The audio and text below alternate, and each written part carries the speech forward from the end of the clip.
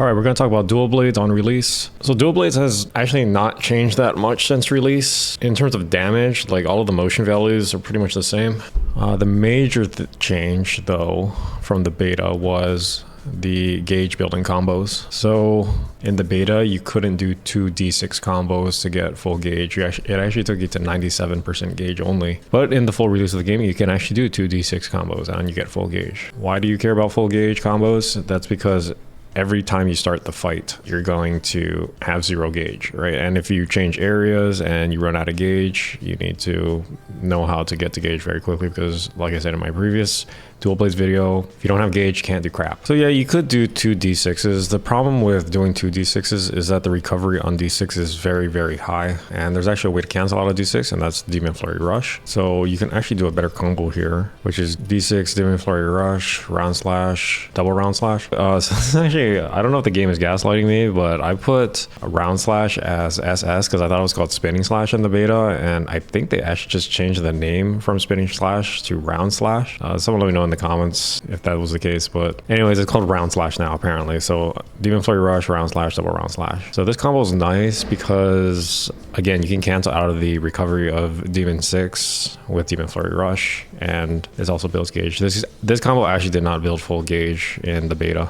So the question is, okay, do I invest in focus? Well, I honestly don't think you need to, because at level 0 you have 2 really solid combos to get full gauge, and once you get full gauge from 0, assuming you can play really good, you don't need to really do these combos anymore because you're able to maintain at least 50% gauge. And I'm going to explain a little bit later in the video why you want to maintain 50% gauge throughout the whole fight. All right, so level 1, I actually couldn't really figure out if there was a good combo to do to get to full gauge, because like these combos right here, you don't need focus level 1. You can just do these.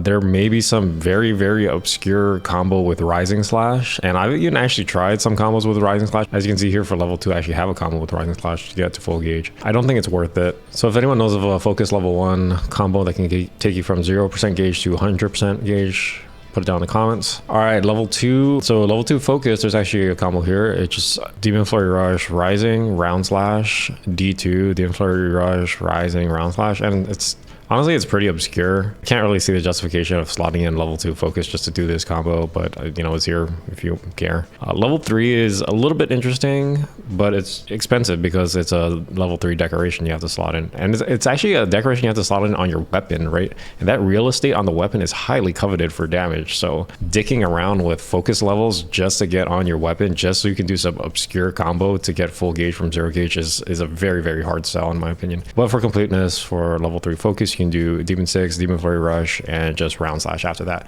So you could drop the double Round Slash from focus level 0. So TLDR, I would just stick with focus level 0.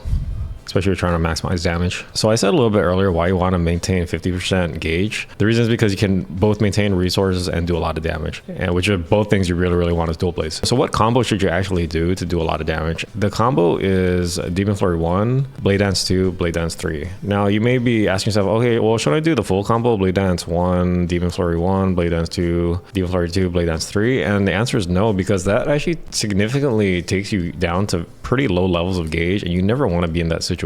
And especially as you can see in the DPS here, it's not that good, and it's a really high commitment. So like maybe for a topple situation you could do it, and I'm not saying it's bad, it's completely ass to do it, but just know you're going to be at lower levels of gauge. And you can actually, if you skip Blade Dance, and this brings me to the whole point of skipping Blade Dance 1, because like I said in my previous dual blades video, Blade Dance 1 is very, very awkward.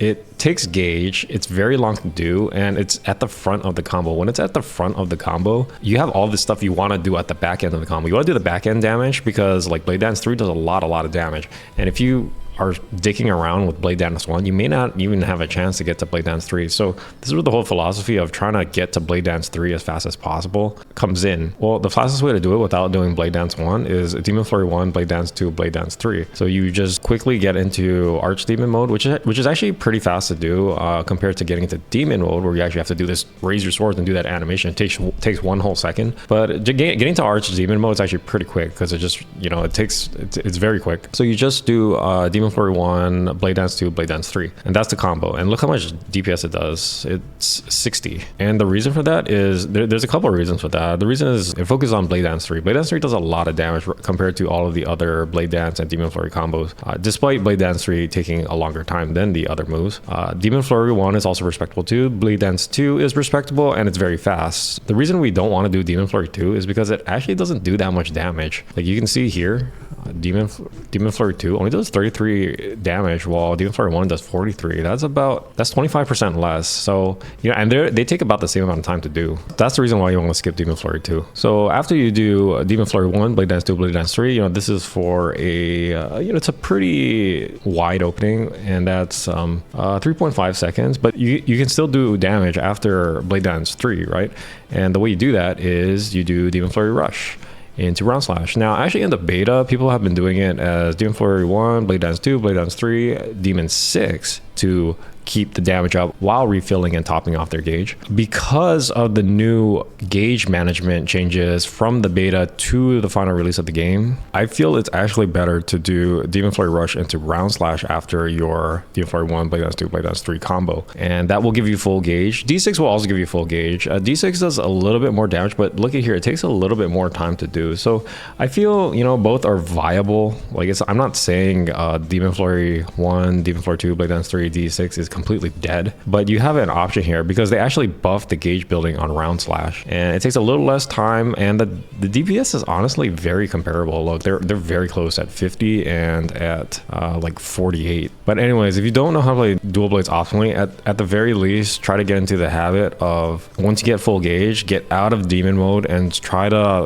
look for our openings to do Demon Flurry 1, Blade Dance 2, Blade Dance 3, a 3.5 second damage opening that you can actually get off in a lot of scenarios because dual blades is so evasive. Especially with the Demon Flurry 1, you can move while you do Demon Flurry 1. So like you can find a lot of opportunities to do uptime counters on the monster where you're doing Demon Flurry 1, dodging the attack, simultaneously doing damage, getting to Blade Dance 2, Blade Dance 3, which is your highest DPS combo here. And then also looking for opportunities, you can go into D6 to, if you're stationary and you're pretty safe, you can go D6 right after that to refill the gauge, keep the damage up. Or if you have an option here now where you can do Demon Flurry Rush, Round Slash to reposition if the monster is like turning to face you and you're like, oh shit, after Blade Dance 3, I need to get the fuck out of here. But you can still keep the damage up and refill gauge. So that's where the IQ level and the skill ceiling for dual blades is very, very high in my opinion, because you need to make these split second decisions on the fly. I figured I'd talk about the full combo here just for sake of completeness. So the full combo is Blade Dance 1, Demon Flurry 1, Blade Dance 2, Demon Flurry 2, Blade Dance 3. You have to do that from demon mode, but again, like I said, that spends way too much gauge. It's going to put you in gauge levels that are quite low and not safe. And like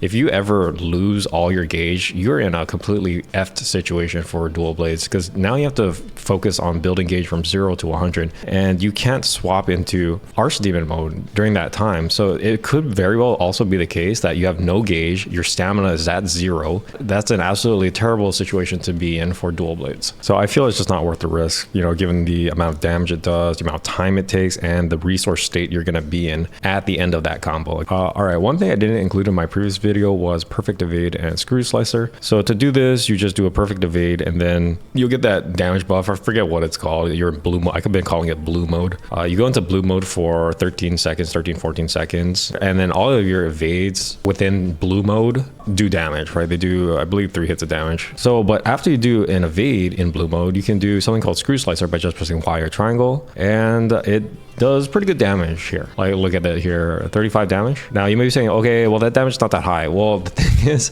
to do a perfect evade and a screw slicer after, it is very, very fast. It is insanely fast. Like, look how fast it is here. It takes about 1.5 seconds to do an evade and a screw slicer, and that's you know, on the same level as D2. So if we look at the DPS here, the DPS of that move is about 35, and you see that actually outperforms D2. Now, so you shouldn't, the takeaway from this is, you know, it's not like holy crap, it's a ton of DPS. The takeaway is you want to maintain Screw Slicer uptime because that damage buff is pretty significant. So don't worry that if you're doing Perfect Evade and Screw Slicers that you're eating into your DPS window, because again, the major benefit of this is getting the damage buff, and then that's just going to buff your Demon Flare 1, your Blade Dance 2, Blade Dance 3 combo. So the hallmark of a good Dual Blades player is if they can maintain that buff by, you know, getting in attacks and then at the very last second getting in the Perfect Evade Screw Slicer, so to keep the damage up, get the buff, and then probably go into Demon Flare 1, Blade Dance 2, Blade Dance 3, refill the gauge. That's the typical loop that you want to be aiming for with Dual Blades. Again, never trying to get below 50% gauge, always topping off your gauge with these high damage, high gauge building combos after, and just doing that over and over and over, maintaining the damage buff with the Perfect Evade. So Dual Blades does output a lot of damage. Again, I feel like the hardest part though is actually just getting it started from zero. And again, I'll say it again, because it's the hardest and challenging and most awkward part of Dual Blades, once you get to full gauge, you never want to release, you never want to get to zero gauge and risk losing your Archdemon status. And we hope you guys enjoyed that video. We're going to do DPS analysis for all weapons, so subscribe if you're interested in that. Thanks for watching.